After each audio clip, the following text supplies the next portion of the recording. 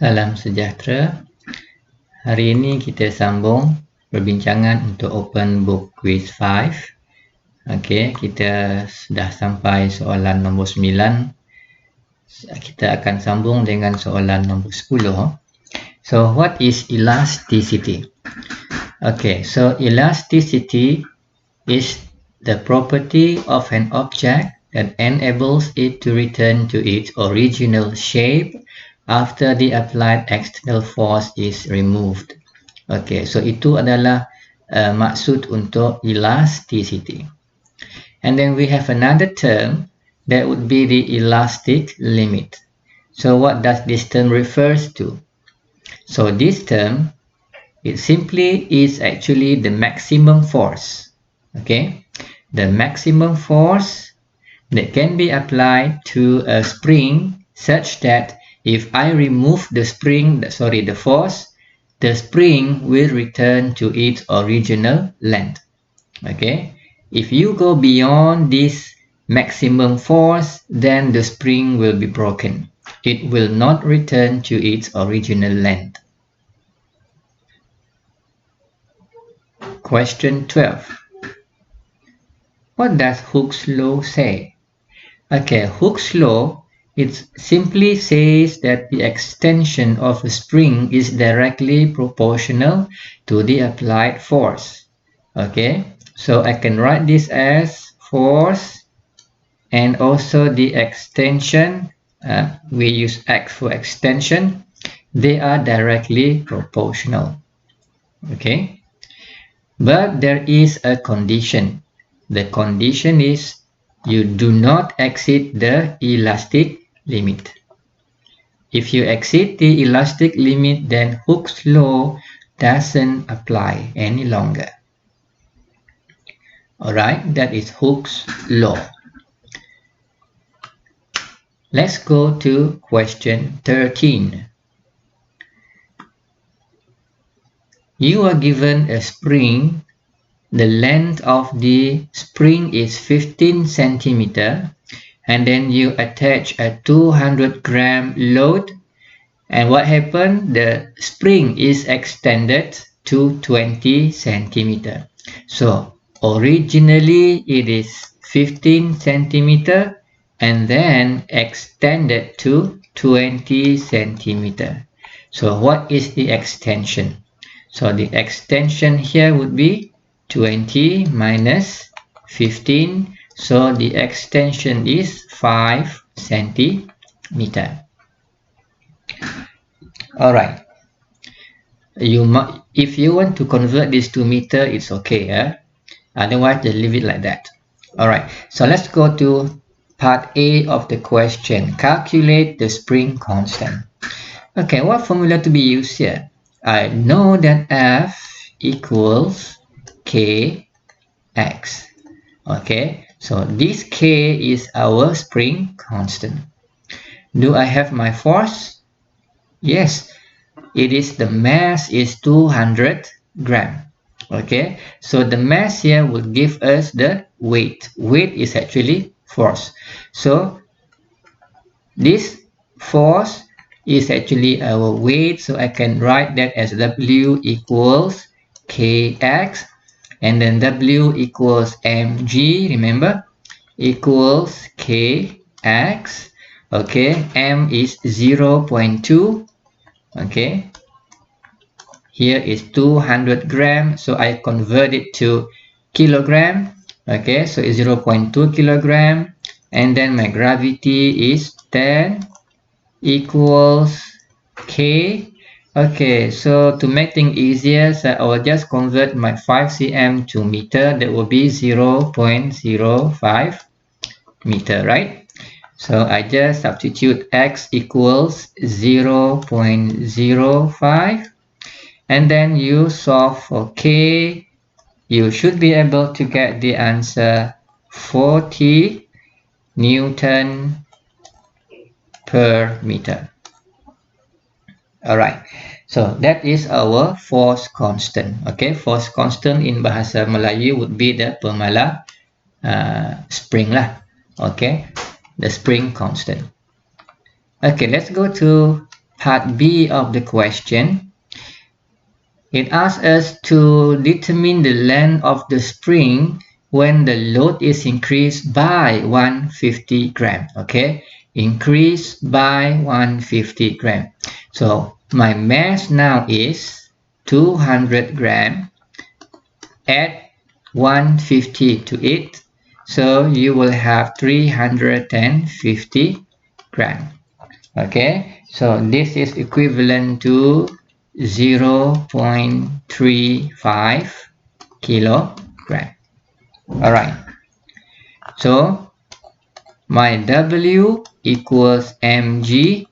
Okay, so m is 0.35 multiplied by my g is 10, so my weight is 3.5 Newton.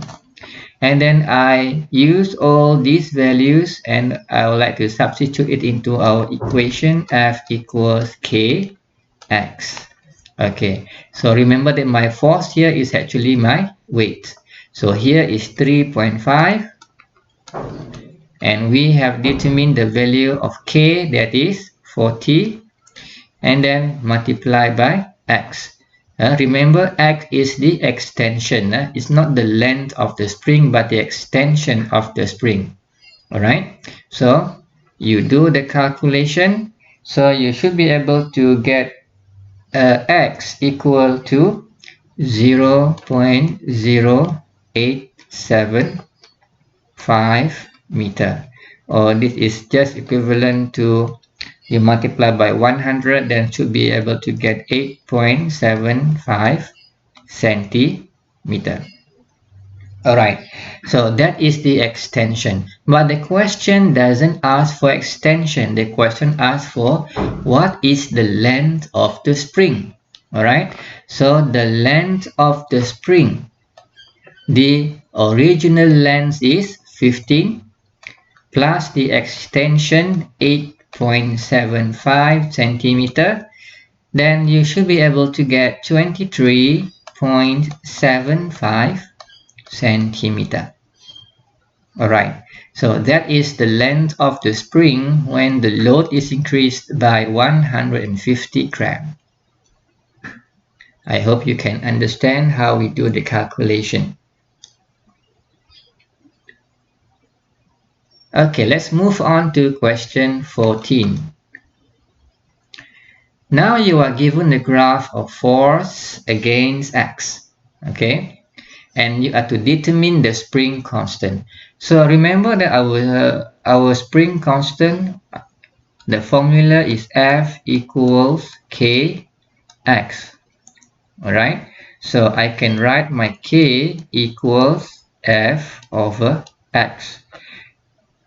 On the graph, my F is actually the change in y, y-axis, and my x is the change in the x-axis. So what is this? This is gradient of the graph, right? Okay, so we are going to use gradient to find our spring constant. So I'm going to choose this point and this point here. All right, so the coordinate for this point is 0, 0, and then this point is 8 and 0.8. All right, so that is our coordinate. All right, so let's solve the problem. Okay, so k equals to y2 minus y1, that's the gradient of the graph. Okay, so that would be 0.8 minus 0 divided by 8 minus 0. So that will give you 0.1. My y-axis is in Newton. My x-axis is in centimeter. So this will give you the unit in Newton per centimeter. Okay, and you can try to convert that to meter. You should be able to get 10 Newton per meter. Okay, you can try to do the conversion. Okay, let's go to B. Determine the elastic potential energy stored in the spring when it is stretched by 8 cm.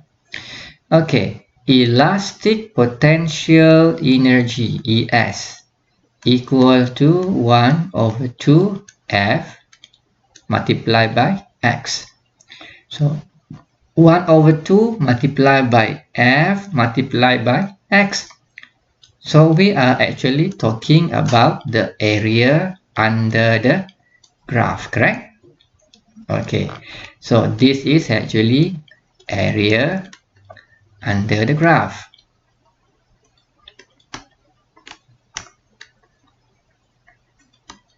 Okay, so let's just plug in the value. So I have 1 over 2. My F is 0.8 Newton. And then my X, I am not going to use 8 centimeter. I will convert this to meter. Is 0.08 meter. Okay, so here is 0.08 meter. So what do you get? You should be able to get the answer 0.032 joule. So that is the elastic potential energy. Now let's go to question 14C. Determine the work done. Remember what I said before? Work. When we talk about work, it is actually we are talking about energy. Alright, so work is actually energy. So no need to do extra calculation. The answer is 0.032 joule. So that is the work done. Simple, right? Okay, try to understand how we go about solving the problem.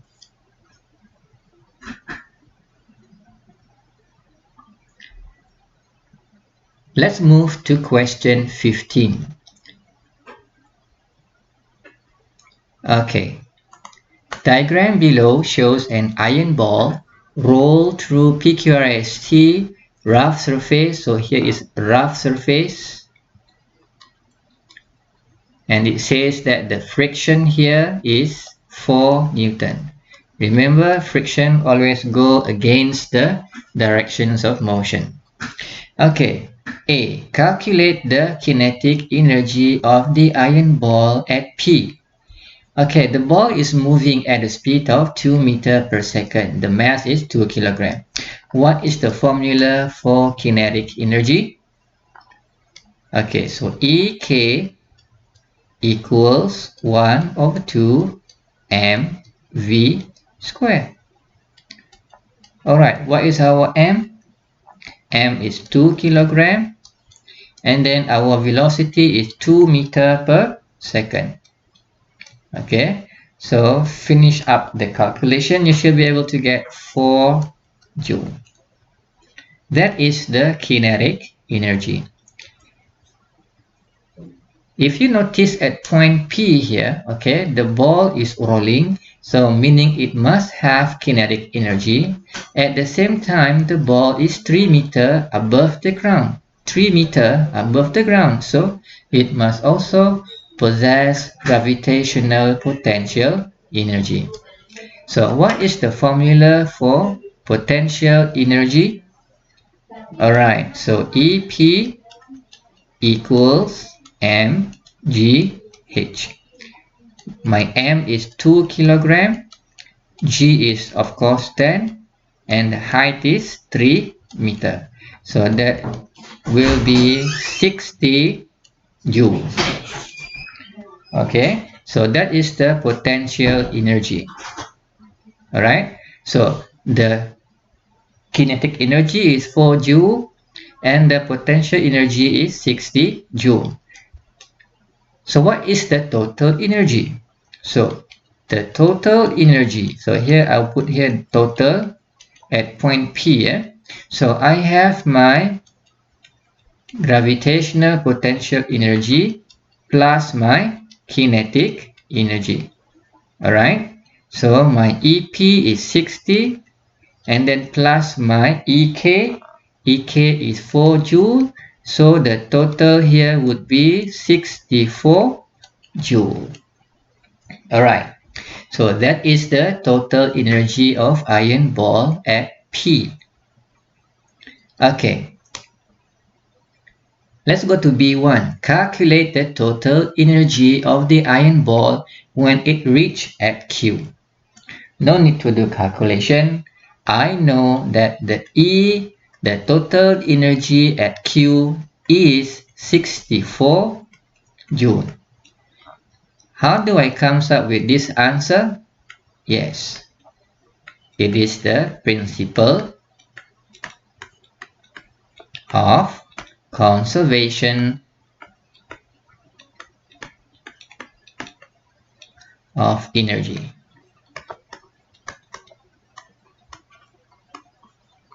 Okay, so this principle says that whatever I have initially, that is what I have finally, provided there is no loss, okay, in the energy. And sometimes we have energy loss to the surrounding, but from P to Q, I don't have any friction, right?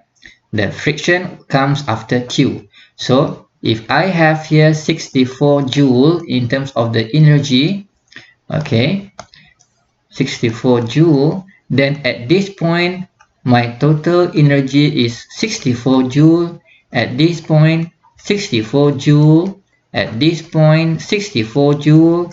So at any point before I reach the rough surface, the total energy is 64 joule. Alright, that is what has been mentioned in the principle of conservation of energy. Alright, so let's go to B2, calculate the work done against friction. So remember that work equals Fs, right? So here my force is the friction multiplied by the length of the of QR. Okay, so I'll just put that as my displacement. So my friction is 4 Newton. My displacement would be 1, correct?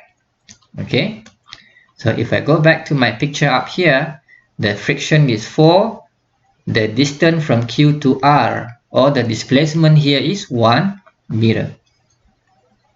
Alright, so here you will get the answer 4 joule. So remember that I have to spend 4 joule to overcome the friction. Alright, so initially I have 64 joule.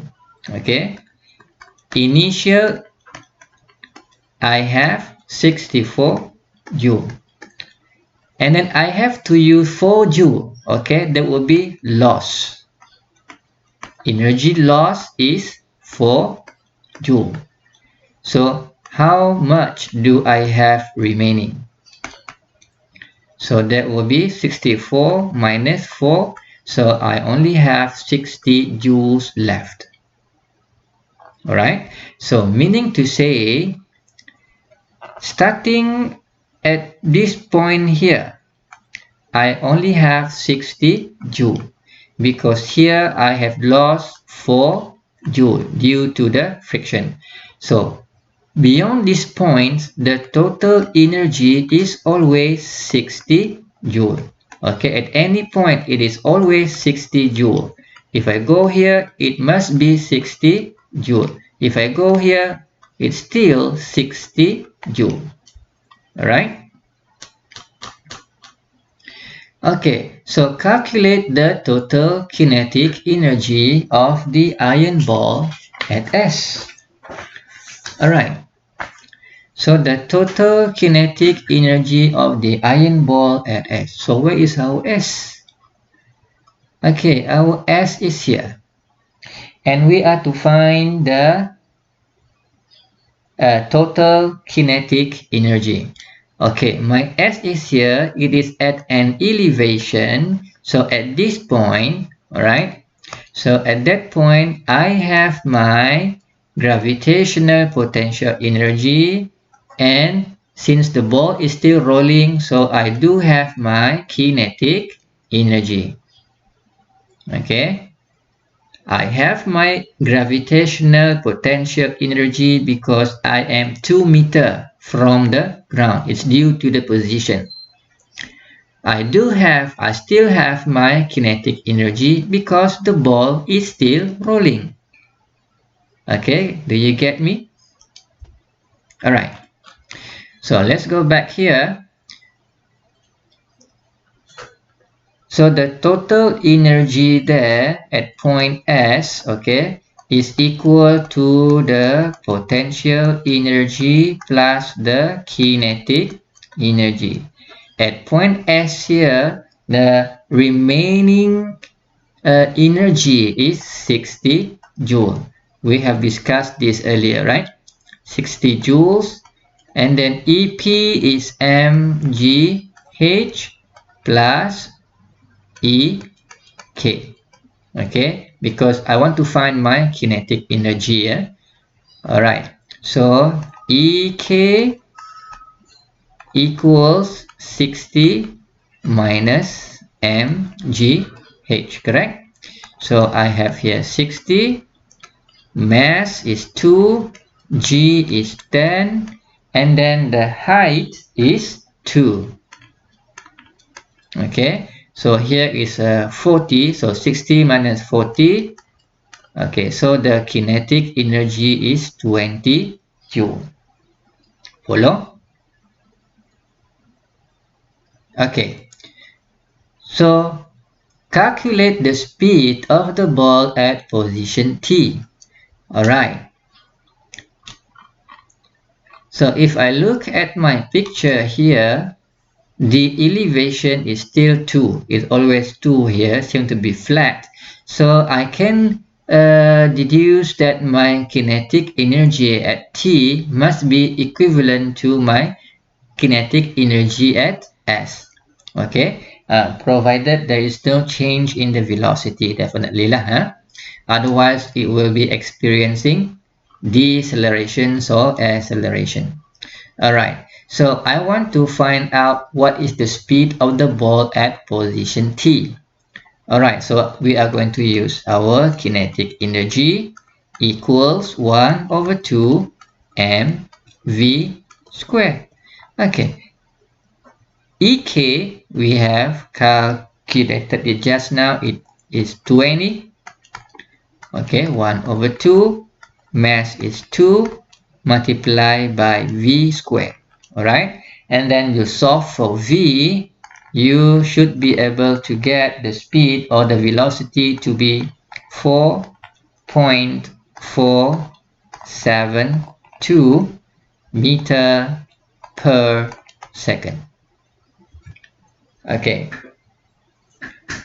try to digest it.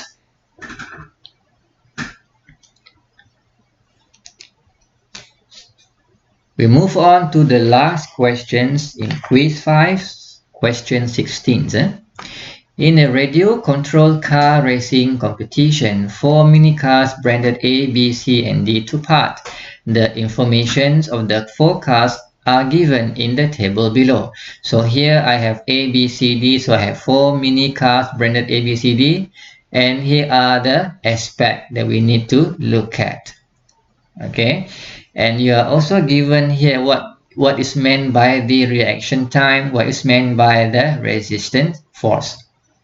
Okay, explain the suitability of the properties in the above table in constructing a radio controlled car racing purpose. Okay, so if I want to have a car racing, then I need to be fast, definitely, right? I need it to be having low inertia, meaning to say it's easy to move, right? So those are the things that I will look at if I am to choose which radio control car to take part in the racing. All right, so how do we answer this?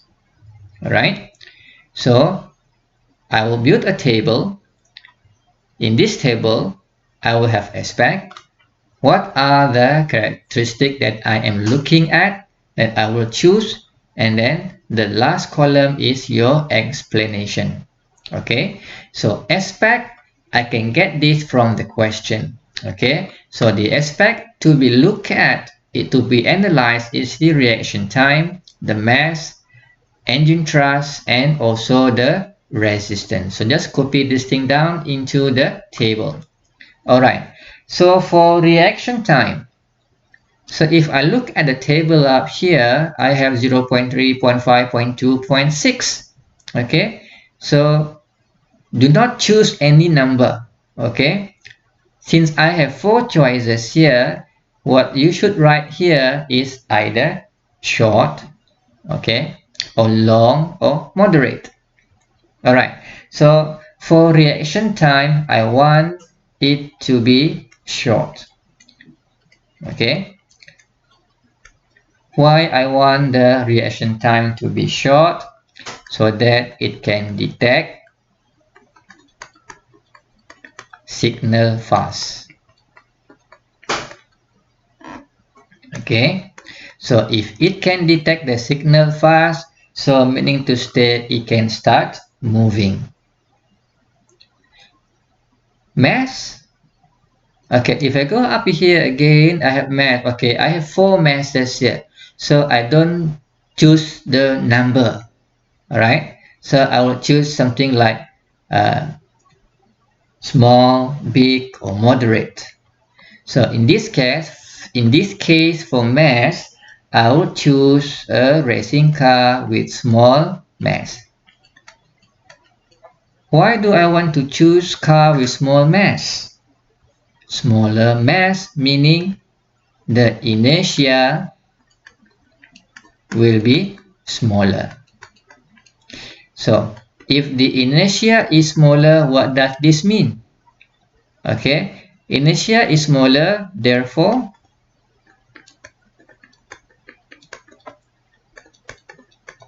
it is easier to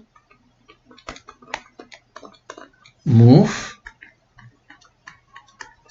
or to stop the car, right? That's why we want the mass to be small. Now, engine thrust force. So, how do you want the engine thrust force to be? If I were you, I would say I want it to be high. Why high? Higher acceleration. Okay. This is what we term as pick up lah. Okay. So higher acceleration, or you can also say more power. Okay. More power during motion or during movement. And then the final aspect, the resistance force. How do you want this to be? Definitely we want it to be low resistance. Okay, so why do I want the resistance force to be low? Alright, so I want to have a higher resultant force.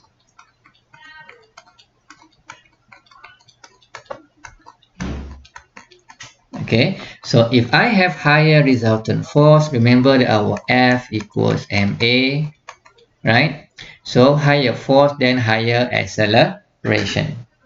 Okay, so these are the characteristics that we have chosen with the explanation. Alright, so now I need to choose which brand. So we go back to the table. Okay, so the first aspect, reaction time, we want it to be short. Alright, short. So I will choose 2. So here is the shortest. Okay, here is short. And then the mass just now, we want it to be small, right? So here is the smallest, and then this is the next one. The engine thrust, we want it to be high. Okay, high. So I have 16 and also 12.5. And then for resistance force, we want it to be low. So I have 2.2 and 2.4. All right. Now let's count the number of ticks for each brand. Okay, A, I have 2 ticks. B, I have 2 ticks. C, I have 3 ticks. And D, I have 1 tick. So which one has the most tick? Then that is the chosen one. So in this case, this one here. All right. So the chosen brand would be C. Why?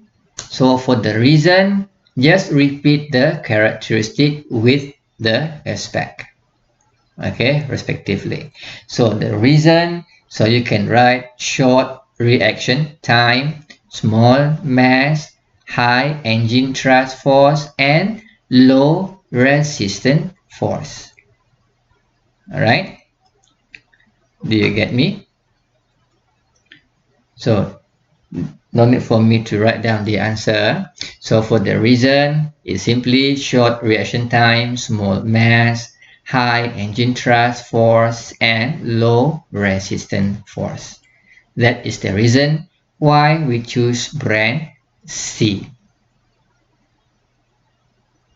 Okay, so I hope you learned something from our discussion today. So we'll see again next time.